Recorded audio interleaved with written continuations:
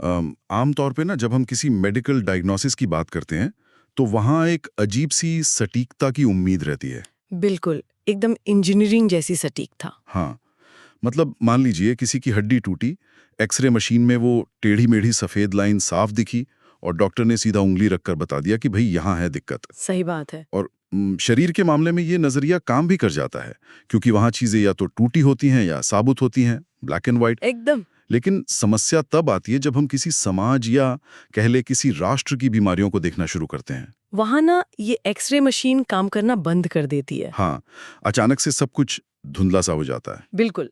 समाज की नब्ज टटोलना कोई सीधा सीधा विज्ञान तो है नहीं। और यहीं पर साहित्य का प्रवेश होता है। साहित्य केवल कहानियों या कविताओं का कोई संग्रह नहीं होता। मतलब ये किसी भी राष्ट्र की आत्मा और उसकी तत्कालीन सच्चाई का एक जीता जागता एक्सरे होता है। एकदम सही कहा आपने। और हमारे आज के इस गहन विश्लेषण में हम ठीक ऐसे ही एक ऐतिहासिक एक्सरे पर चर्चा करने जा रहे हैं। और ये बहुत ही दिलचस्प होने वाला है। वाकई। तो आज हम हिंदी साहित्य के एक युगांतरकारी नाटक भारत दुर्दशा पर बात करेंगे, जिसे 1880 के दशक में भारतेंदु हरिश्चंद्र ने लिखा था। जी, और हमारी आज की चर्चा मुख्य रूप से इस नाटक के मूल अंशों और संपादक लक्ष्मी सागर वार्ष्णेय जी द्वारा लिखित उसकी जो विस्तृत भूमिका है ना, उस पर आधारित है। वार्ष्णेय जी की यह भूमिका इस नाटक को समझने के लिए मतलब एक बेहतरीन कुंजी है। बिल्कुल है। देखिए, ये सिर्फ एक किताब की बात नहीं है। ये 19वीं सदी के उत्तरार्ध के उस पूरे मनोवैज्ञानिक और सामाजिक उथल-पुथल की बात है, जिसने आधुनिक भारत की नींव रखी। चलिए इसे थोड़ा विस्तार से समझते हैं। आज का हमारा मिशन यह खोजना है कि कैसे 19वीं शताब्दी के इस नाटक ने न केवल प्राचीन नाट्य नियमों को ध्वस्त किया, बल्कि एक सोए हुए राष्ट्र की चेतना की जिसे कह सकते हैं साइकोलॉजिकल सर्जरी करने का प्रयास किया। और कैसे इसमें हमारी बीमारियों, हमारे आलस्य और हमारी हताशा को एक अमूर्त से मूर्त रूप दे दिया गया। हाँ, जो आज के डिजिटल युग में भी ना एक डरावना आईना लगता है। बिल्कुल।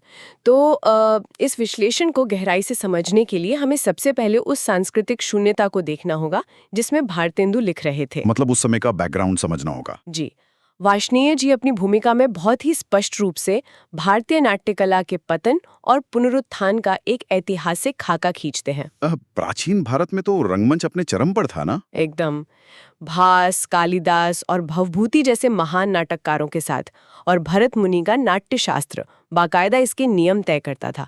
इसे दृश्य काव्य माना जाता था। मगर मध्यकाल में आते आते ये पूरी की पूरी परंपरा जैसे वाष्प बनकर उड़ गई, ऐसा क्यों हुआ? इसका कारण मुख्य रूप से राजनीतिक और सामाजिक था। वार्ष्णेय जी बताते हैं कि जब भारत में मुसलमानी आक्रमण हुए और नए शासकों ने सत्ता संभाली, तो कला के दो प्रधान केंद्र थे, राज्यसभा और देव मंदिर। अच्छा, तो उन पे असर पड़ा? हाँ, वे निष्ठ होने लगे या उनका स्वरूप बदल गया। और चूंकि नए शासकों के धर्म में नाट्य कला की अनुमति या कह लें उसके लिए कोई विशेष उत्साह नहीं था, तो नाटकों को राजकीय संरक्षण मिलना बंद हो गया। मतलब सरकारी सपोर्ट खत्म हो गया। बिल्कुल। और सदियों तक ये विधा लगभग मृत प्राय रही। केवल रामलीला या रासलीला जैसे कुछ जो धार्मिक और लोक स्वरूप थे ना, वही ग्रामीण जनता के बीच जीवित बचे रहे। और फिर एक नया मोड़ आता है जब ब्रिटिश ईस्ट इंडिया कंपनी और अंग्रेजों का प्रभाव बढ़ता है। हाँ, अपने मनोरंजन के लिए वे कलकत्ता, बम्बई और मद्रास में बड़े बड़े थिएटर बनाते हैं। शेक्सपियर के नाटकों का मंचन शुरू होता है। अरे ये स्थिति मुझे बिल्कुल आज के समय की याद दिलाती है। वो कैसे? मतलब जैसे आज अचानक से विदेशी ओटीटी प्लेटफॉर्म्स आ गए, पूरी दुनिया का सिनेमा और कहानी कहने का तरीका हमारी स्क्रीन पर आ गया। सही कह रहे हैं। और हमारे स्थानीय फिल्म निर्माताओं को अचानक से अपनी शैली बदलनी पड़ी। 19वीं सदी में पारसी थिएटर और पश्चिमी नाटकों के उभार ने भी शायद कुछ ऐसा ही दबाव बनाया था। बहुत ही सटीक तुलना है ये। और यहाँ सबसे दिलचस्प बात यह है ना कि उस दबाव के प्रति भारतीय लेखकों की प्रतिक्रिया क्या थी। उन्होंने क्या किया? विशेषकर भारतेंदु युग के लेखकों ने पश्चिम की अंधी नकल नहीं की। भारतेंदु ने प्राचीन भारतीय सौंदर्य शास्त्र और नवीन पाश्चात्य नाट्य के संरचना का एक मिश्रित रूप तैयार किया, जिसे साहित्य में शायद मिश्र पद्धति कहा गया। एकदम सही। तो ये मिश्र पद्धति असल में काम कैसे करती थी? मतलब क्या ये सिर्फ संस्कृत श्लोकों के बीच में अंग्रेजी संवाद डाल देना था, या इसके पीछे कोई गहरी सोच थी? नहीं नहीं नहीं, ये एक बहुत ही वैचारिक मिश्रण था। देखिए, संस्कृत नाटकों की मूल आत्मा रस में बसती थी, जबकि पाश्चात्य नाटकों की आत्मा संघर्ष या कॉन्फ्लिक्ट में। अच्छा, रस व संघर्ष का मिला जुला रूप। हाँ, भारतेंदु ने इन दोनों को मिला दिया। उन्होंने देखा कि उस समय के पारसी थिएटरों में बहुत अधिक चमत्कार, भद्दे दृश्य और सिर्फ सस्ता मनोरंजन परोसा जा रहा था। तो उन्हें लगा कि कुछ अलग करना चाहिए। बिल्कुल। उन्हें एक ऐसे माध्यम की जरूरत महसूस हुई जो जनता को बांधे भी रखे, लेकिन साथ ही समाज की नब्ज भी टटोले। और ये नब्ज टटोलने वाले व्यक्ति भारतेंदु हरिश्चंद्र खुद एक बहुत बड़े विरोधाभास लगते हैं। वो कैसे? देखिए ना, उनका जन्म 1850 में काशी के एक रईस परिवार में हुआ। पिता गिरधरदास खुद एक नाटककार थे, लेकिन सबसे ज्यादा चौंकाने वाली बात उनकी उम्र है। बहुत ही कम उम्र मिली थी उन्हें। हाँ, मात्र 34 वर्ष 4 महीने की अल्पायु में उनका निधन हो गया। और इतनी छोटी सी उम्र में वे कवि वचन सुधा और हरिश्चंद्र मैगजीन जैसी पत्रिकाएं निकाल गए। आधुनिक हिंदी गद्य की नींव भी रख गए। एकदम। और भारत दुर्दशा जैसा कालजयी नाटक लिख गए। ये तो मतलब अविश्वसनीय लगता है। मैं आपकी बात से पूरी तरह सहमत हूँ। उनकी ये अल्पायु ही शायद उनके लेखन में वो आक्रामकता और जल्दबाजी लाती है जो इस नाटक में साफ दिखती है। वो जल्दी में थे सब कुछ कह देने के लिए। हाँ, वे भारतीय नवोत्थान के प्रथम चरण के अगुवा थे और इसीलिए उन्होंने जो सबसे बड़ा वैचारिक विद्रोह किया वो था प्राचीन संस्कृत नाट्यशास्त्र के कड़े नियमों को तोड़ना। एक सेकंड, मैं यहाँ थोड़ा टोकना चाहूंगा। मुझे यहाँ एक बात खटकती है। जी बताइए। अगर हम वार्ष्णेय जी की भूमिका पढ़ें तो वे स्पष्ट करते हैं कि प्राचीन नाट्यशास्त्र के अनुसार नाटक में दुखद अंत या मंच पर मृत्यु दिखाना पूरी तरह वर्जित था। बिल्कुल, नियम तो यही था। नाटक हमेशा सुखांत यानी हैप्पी एंडिंग वाले होने चाहिए थे। लेकिन भारत दुर्दशा एक विशुद्ध दुखांत यानी ट्रेजेडी नाटक है।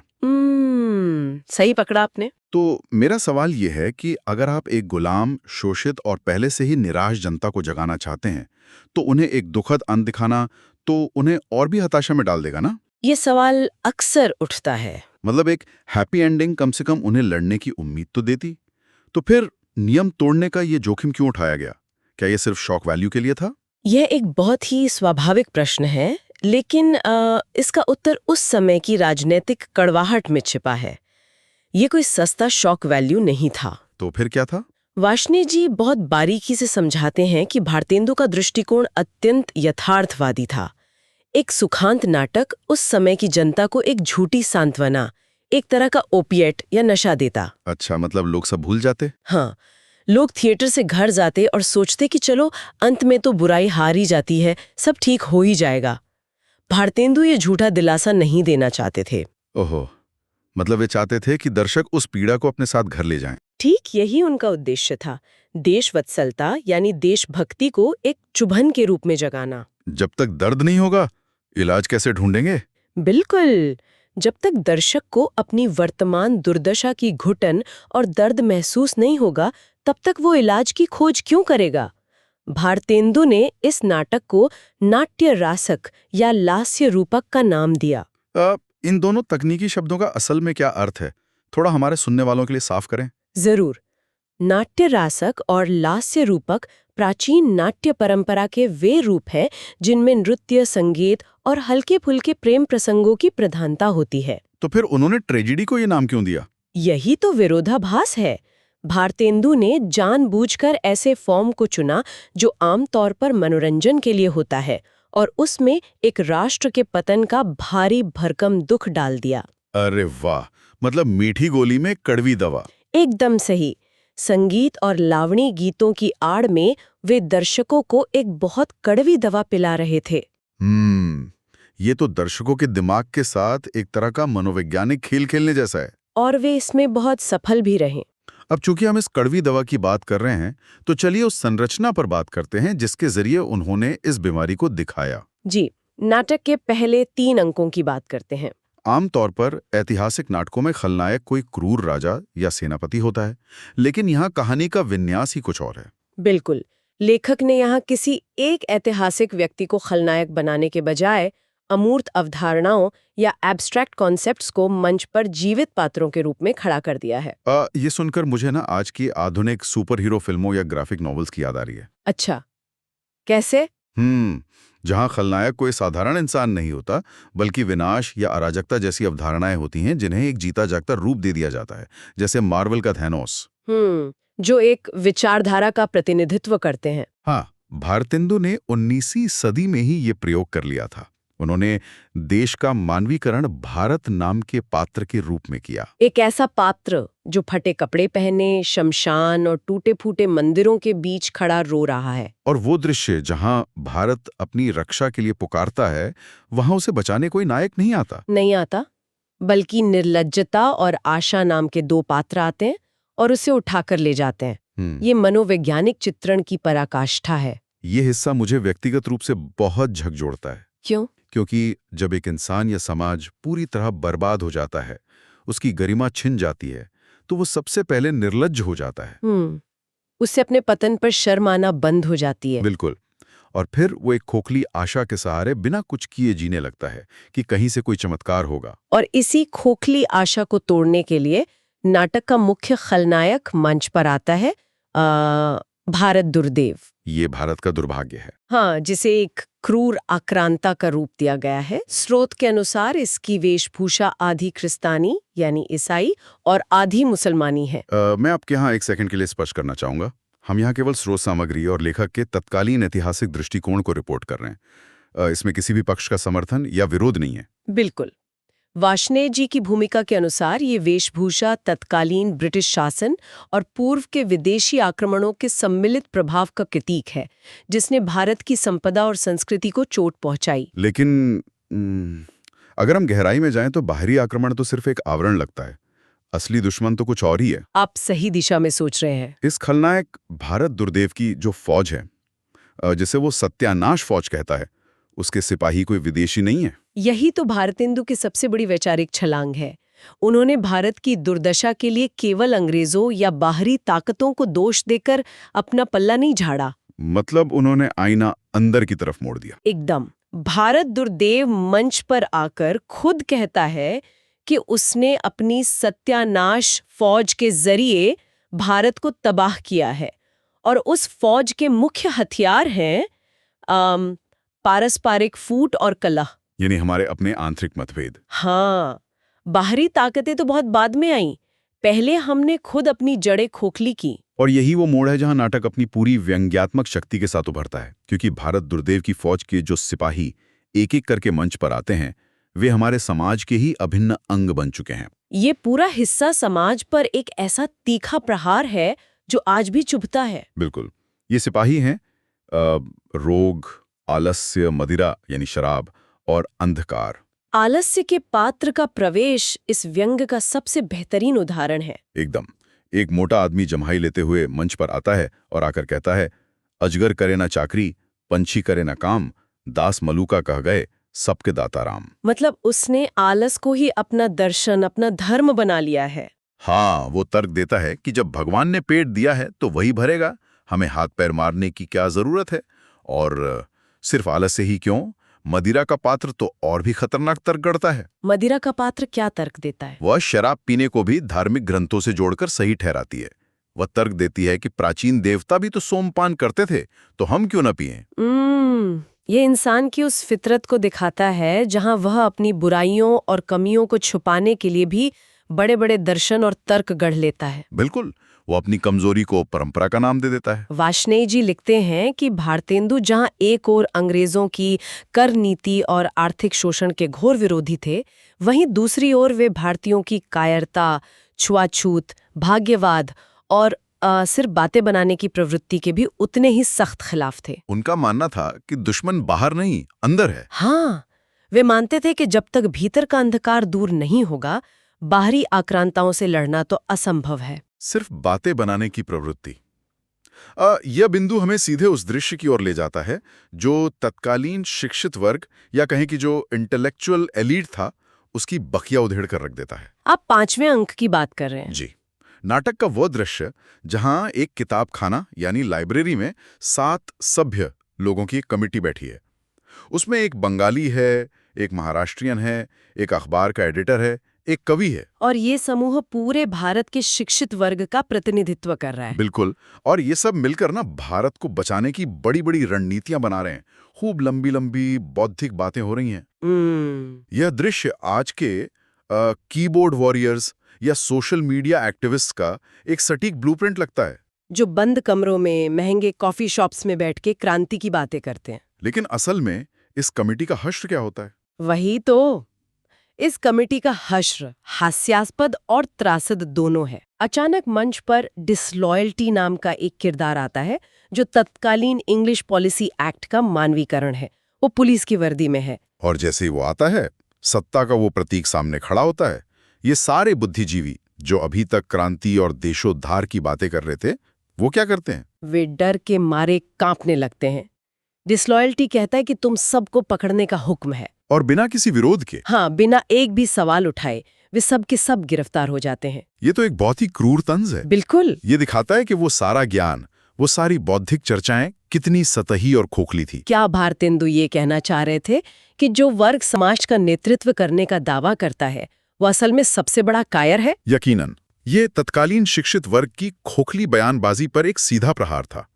भारतेंदु ने समाज की कमियों को बिना किसी लाग लपेट के दिखाया। कोई फिल्टर नहीं लगाया। नहीं, वे यह स्पष्ट कर रहे थे कि जब देश के रक्षक और मार्गदर्शक ही इतने डरपोक हों और आम जनता आलस्य और मदिरा में डूबी हो, तो राष्ट्र का पतन कोई दुर्घटना नहीं है, बल्कि एक अपरिहार्य नियति है। और यही अपरिहार्य नियति हमें नाटक के उस चरम बिंदु तक ले जाती है जिसके बारे में हमने शुरुआत में बात की थी, छठे अंक की तरफ। हाँ, जब हर तरफ से निराशा हो तो अंत क्या हो सकता है? नाटक का अंतिम दृश्य एक घने जंगल में खुलता है। भारत अचेत पड़ा है। तभी एक नया पात्र प्रवेश करता है, भारत भाग्य। भारत भाग्य राष्ट्र का सोया हुआ भाग्य है जो अब जाग गया है और भारत को जगाने का अंतिम प्रयास कर रहा है। वो बहुत ही करुण स्वर में रोता है, मिन्नतें करता है। वो जगाने के लिए किस चीज का सहारा लेता है? अतीत के गौरव का। वो राम, युधिष्ठिर, अशोक और कालिदास जैसे पूर्वजों के महान कार्यों की याद दिलाता है। वो अतीत की महानता का वास्ता देता है। लेकिन क्या अतीत की कहानियों से अचेत वर्तमान जागता है? नहीं। बहुत प्रयासों के बाद भी भारत कोई प्रतिक्रिया नहीं देता, वो अचेत ही रहता है। ये तो बहुत डरावना है। ये इस बात का प्रतीक है कि केवल अतीत की जुगाली करने से या पुराने गौरव के गीत गाने से मरे हुए समाज में जान नहीं फूंकी जा सकती। ये एक बहुत ही शक्तिशाली संदेश है। हम अक्सर देखते हैं कि समाज अपने अतीत को लेकर बहुत भावुक रहता है। हम कभी विश्वगुरु थे, हमारे पूर्वजों ने ये किया था। बिल्कुल, आज भी ऐसा ही होता है। लेकिन अगर वर्तमान में समाज वैचारिक रूप से अचेत पड़ा है तो उस महान अतीत का क्या फायदा? वो तो सिर्फ एक बोझ है। और इसी एहसास के कारण जब भारत भाग्य देखता है कि राष्ट्र अब किसी भी तरह नहीं जाग सकता, तो घोर निराशा और पीड़ा में डूबकर वो अपनी ही छाती में कटार मार लेता है। हे भगवान! मंच पर मृत्यु, प्राचीन नाट्यशास्त्र के नियमों का अंतिम और सबसे विध्वंसक उल्लंघन। अपनी ही छाती में कटार मार लेना, एक अचेत भारत का ना जागना और उसकी नियति का आत्महत्या कर लेना, ये सच में एक साइकोलॉजिकल शॉक है। वार्ष्णेय जी का विश्लेषण यहाँ बहुत सटीक बैठता है। ये कटार का आघात दरअसल मंच पर नहीं था। तो किस पर था? ये आघात सामने बैठे उन दर्शकों की सोई हुई चेतना पर था, जो ये उम्मीद लगाए बैठे थे कि अंत में कोई चमत्कार होगा और सब ठीक हो जाएगा। उन्होंने उनकी उम्मीद ही मार दी। हाँ, भारतेंदु ने उस चमत्कार की उम्मीद का ही कत्ल कर दिया ताकि दर्शक बेचैन होकर थिएटर से बाहर निकले। ये महज मनोरंजन नहीं था, ये सच में एक सामूहिक चेतना की सर्जरी थी। 150 साल पहले लिखा गया भारत दुर्दशा आज भी एक ऐसे आईने की तरह हमारे सामने खड़ा है जिसमें देखना आसान नहीं है। बिल्कुल आसान नहीं है। जब हम इस पूरे विश्लेषण को एक साथ रखते हैं तो एक बात बहुत स्पष्ट हो जाती है कि समय भले ही बदल गया हो, तकनीक आ गई हो, लेकिन वो अमूर्त दुश्मन आज भी हमारे बीच अपना रूप बदलकर मौजूद हैं। ये एक निरंतर चलने वाली प्रक्रिया है।